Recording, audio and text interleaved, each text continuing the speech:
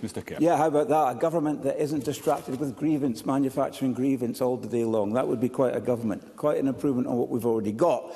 I know there are wider issues. Patrick Harvey went on at length about the wider issues, but we're talking about the learning environment in schools. That's what we're talking about.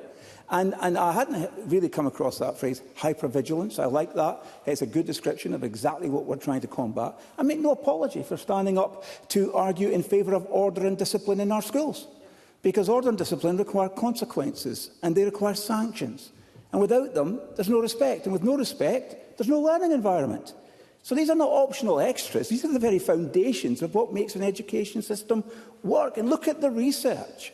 I know that sometimes we have an aversion to looking at evidence in this Parliament, but look at the evidence of what's happened in Spain. They talk there about gaining the equivalent of up to a year of extra learning in science, significant improvements in maths. In Norway, they talk about how it's boosted girls' grades, reduced bullying, lowered stress and anxiety. In North America, for goodness sake, they talk about the calmer lessons, higher levels of engagement in the classroom, improved test scores. UNESCO, unequivocal.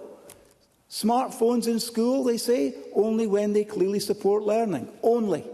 The OECD has shown that digital distraction costs people months of learning time, with 2/3 of teenagers in its surveys admitting they are distracted in class by phones.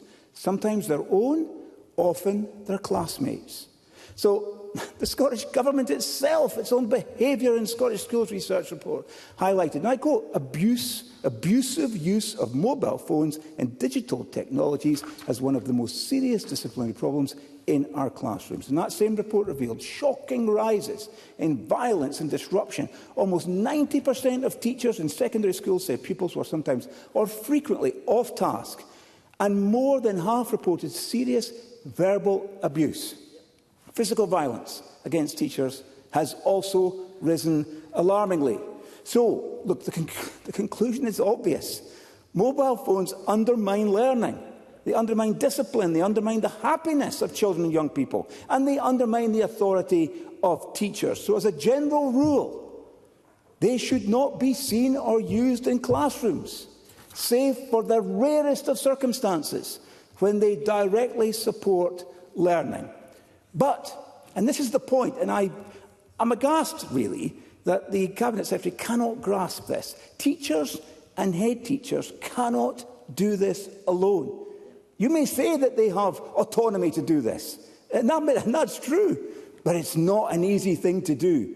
They have to deal with the consequences of the decision they make to ban mobile phones in their schools, and that's been highlighted by other speakers. But they are standing up to the everyday disruption, disorder and often violence. And they are often left feeling, because anyone that's spoken to a head teacher must know this, that they're alone in confronting these challenges, because the national direction, the national guidance is lacking, and without the backup from this Parliament that they so badly need. Mr Kerr is just winding up. I want to say this. Teachers and head teachers deserve the unambiguous backing, not just of ministers, but of every member of this Parliament. They must know that when mobile phones are banned in their schools, they are enforcing that rule with the full support of Government and Parliament. Government action must reflect a broader society that backs parents and teachers in making the right choices for our children. It will take resolute, collective action.